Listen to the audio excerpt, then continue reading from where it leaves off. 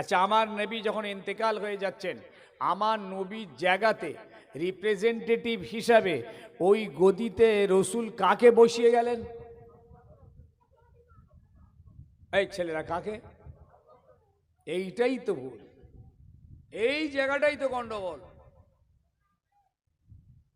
আমার নবী কাউকে বসিয়ে যাননি। রাসূল বলেছিলেন তোমরা জনগণের রায় নেবে, জনগণ যাকে পছন্দ করবে সে আমার জায়গায় বসবে, খলিফা হবে। বলুন সুবহানাল্লাহ, বলুন। আমার নবী কারো নাম ঘোষণা করেননি, করলে আবু বকরের নামই ঘোষণা করতেন, কিন্তু না, জনগণ যাকে উপযুক্ত মনে করবেন তাই সেই খলিফা হবে। এটাই হলো গণতন্ত্র। সব সাহাবীরা মিলে আবু বকর সিদ্দিককে খলিফা করলেন। জোরে বলুন। আবু বকর সিদ্দিক যখন ইন্তেকাল হচ্ছেন, হুজুরকে বলা হলো, হুজুর আপনি তো চলে যাচ্ছেন, তাহলে আপনার জায়গাটা এবার কে খলিফা হবে? আপনি একটা ঠিক করে দিয়ে যান না, কারো একটা নাম ঠিক করে বলে যান। আবু বকর সিদ্দিক বললেন এটা হবে না, আমার নবী বলতে বলেননি, আমিও বলতে পারবো না। জনগণের রায়ে খলিফা নির্বাচন হবে। তখন দেখা গেল সকলে মিলে হযরত উমরে ফারুককে খলিফা নির্বাচন করলেন। এই কথা ঢুকছে মাথায়? ঠিক উমরে ফারুক যখন শহীদ হলেন, ওনাকেও গিয়ে ধরা হলো।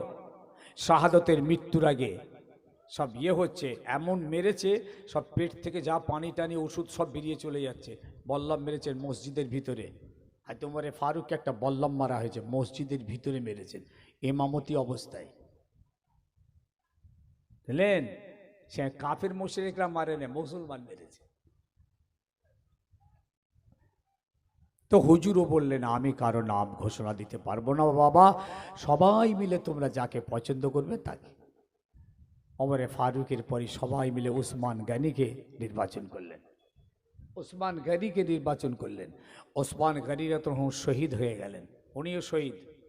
উসমান গনিকে ঘরের ভিতরে, ওনার ঘরে শহীদ করা হলো। ওপর থেকে চাল খুলে ভিতরে ঢুকেছে, নেবে দাড়ি ধরেছেন, মারছে।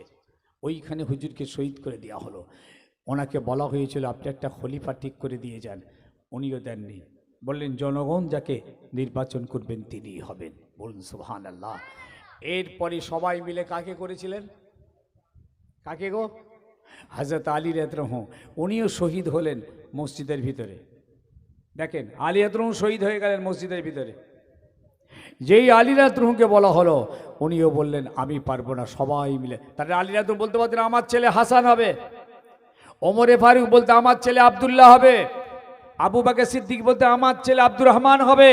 এসব জলিল কাদের সাহাবী উপযুক্ত ছিলেন, একজন তার নাম বলে গেলেন যে আমার পরে আমার ছেলে বলেননি।